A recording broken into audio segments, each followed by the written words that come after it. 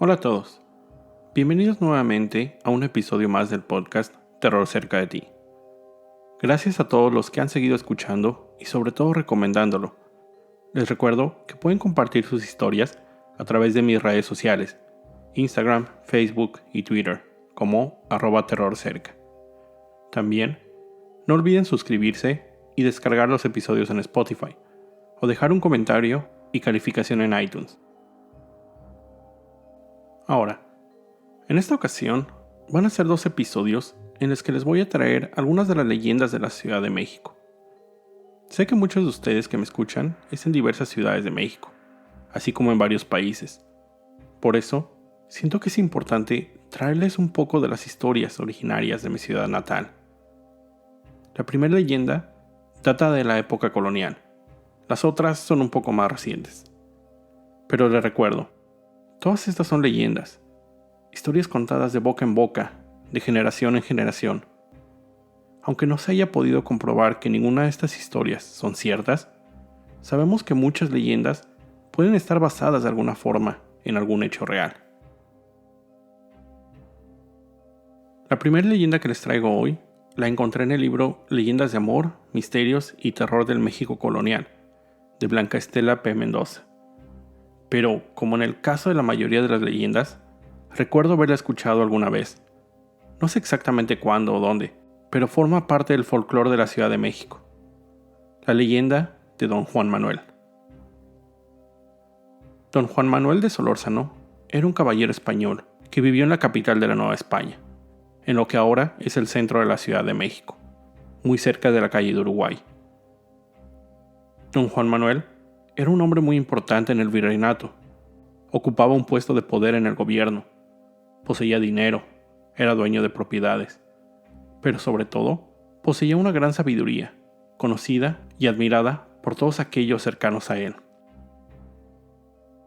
Don Juan Manuel estaba casado con doña María, o Marina en otras fuentes, una mujer muy hermosa. Todos los que conocían a don Juan Manuel lo envidiaban y aseguraban que era un hombre muy feliz.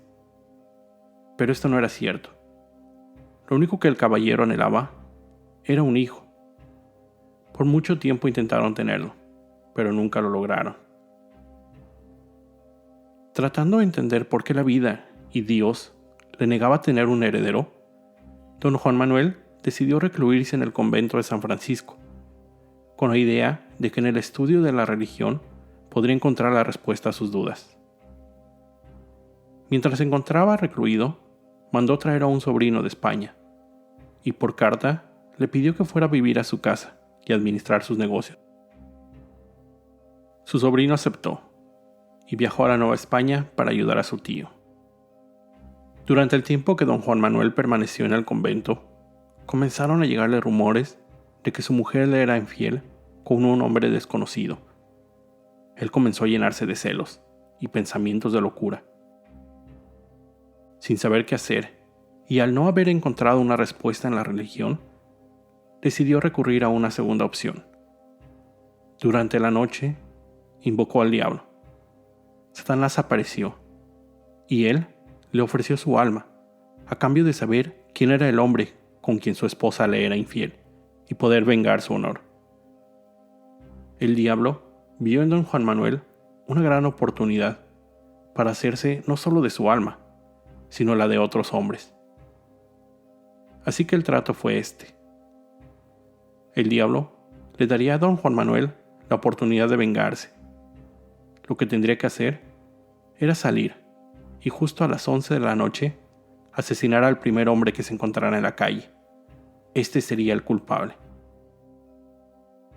Don Juan Manuel así lo hizo. Salió por la noche y justo a las 11 en punto asesinó con su cuchillo al primer hombre que se encontró en la calle sin decir una sola palabra. La siguiente noche, el demonio volvió a aparecer, pero le dijo que no creería que se libraría tan fácil de su trato, que el hombre que había asesinado la noche anterior era inocente y no era a quien él buscaba. El amante de su esposa seguía vivo.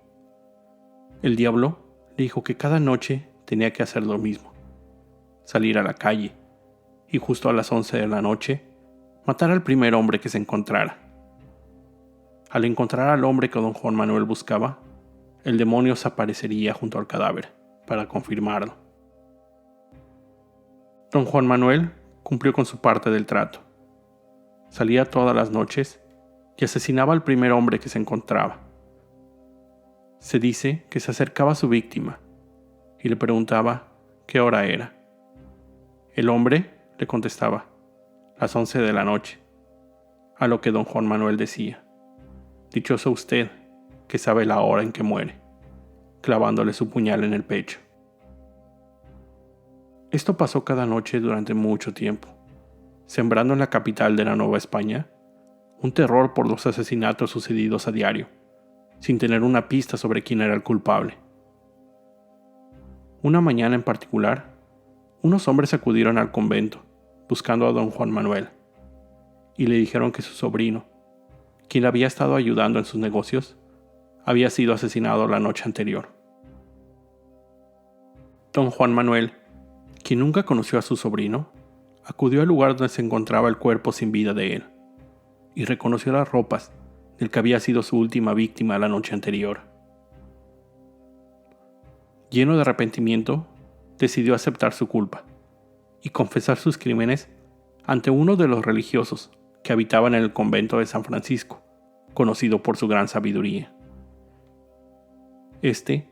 Para probar el arrepentimiento de don Juan Manuel, le indicó que tenía que ir por 3 noches seguidas, justo a la medianoche, a la horca de la ciudad, y rezar un rosario por el perdón de sus pecados. Don Juan Manuel así lo hizo, y en la primera noche, justo cuando estaba por terminar sus rezos, a sus espaldas, y desde una obscuridad absoluta, escuchó una voz tenebrosa de ultratumba, que lo llenó de terror con solo escucharla decir: un Padre Nuestro y un Ave María por el alma de don Juan Manuel. Él salió corriendo despavorido del lugar hasta llegar al convento. La mañana siguiente, acudió a contarle lo que había pasado al monje que le había indicado hiciera esto. Él le dijo que no era más que una prueba de su arrepentimiento y que tenía que continuar con su penitencia por 2 noches más.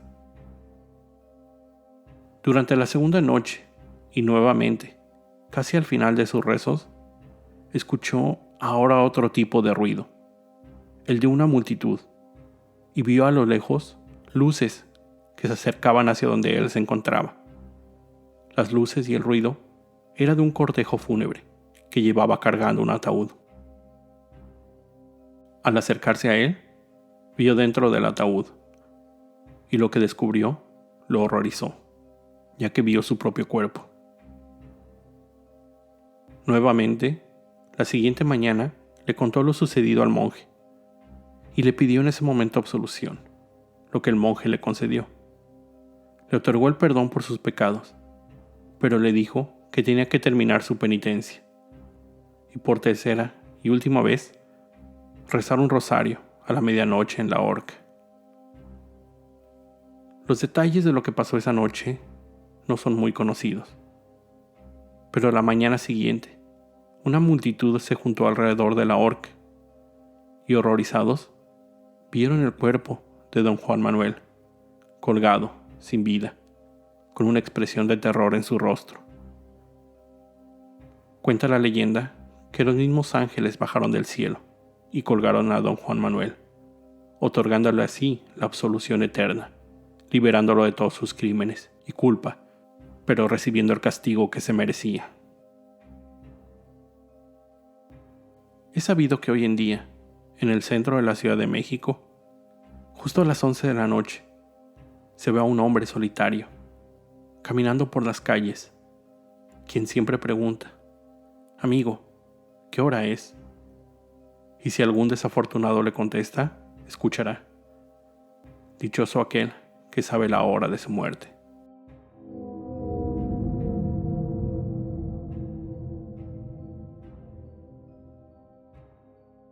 La siguiente leyenda que les traigo hoy se ubica al sur de la Ciudad de México, en un lugar llamado Xochimilco, Ahí se ubica la isla de las muñecas.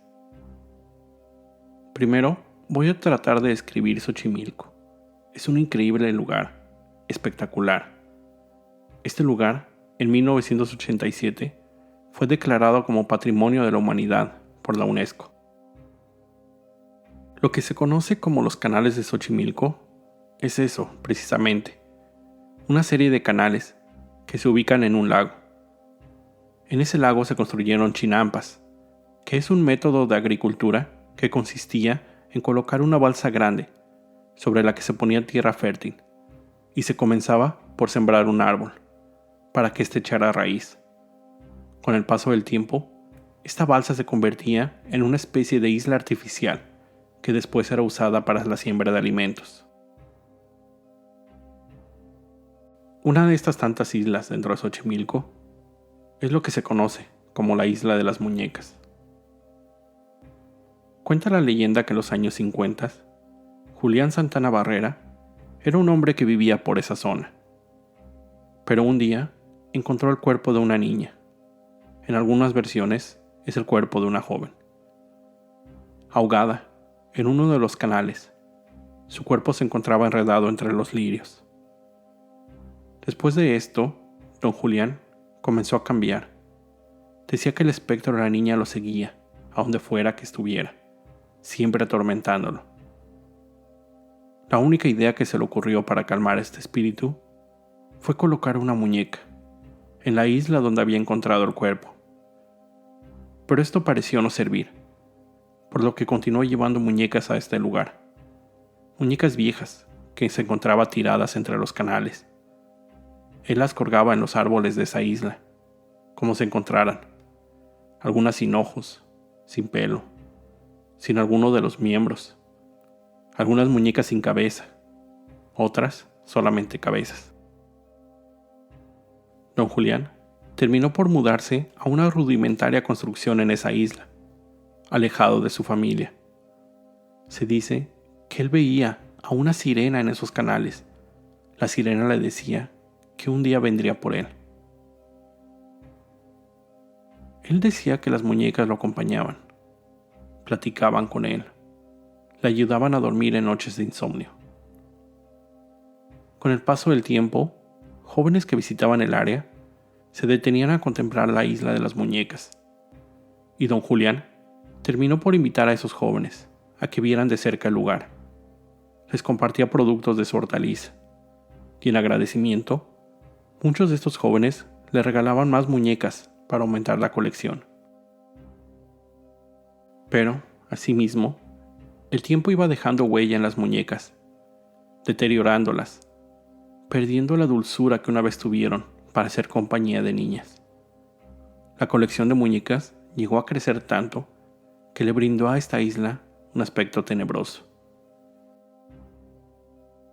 De lo que pasó después, nada se sabe con seguridad. Lo que se cuenta es que un día que don Julián se encontraba navegando con su sobrino por los canales, el joven descendió por un momento, y al regresar a la balsa, don Julián se encontraba muerto, tendido boca abajo en el agua, víctima de un infarto, muy cerca de donde había encontrado a la niña casi 50 años atrás. Después de su muerte, la isla continuó con la colección de muñecas. Mucha gente la visita, por simple curiosidad, pero hay también aquellos supersticiosos que creen que la isla les traerá fortuna. Dicen que ayuda a los cultivos de la zona. Hay quienes dicen que más allá de que las muñecas cumplieran con su objetivo de ahuyentar al espíritu de la niña, fue ella quien poseyó a las muñecas. Visitantes del lugar aseguran que las muñecas se mueven, platican entre ellas, mueven los ojos. No existe evidencia de que la isla o las muñecas se encuentren poseídas. Pero algo les digo, es un lugar muy macabro. Pondré algunas fotografías en las redes sociales. Esta isla está abierta al público. Se puede visitar por medio de una de las embarcaciones, llamadas trajineras. Aunque hay algunos locales que no se atreven a ir a esa isla, llena de terror.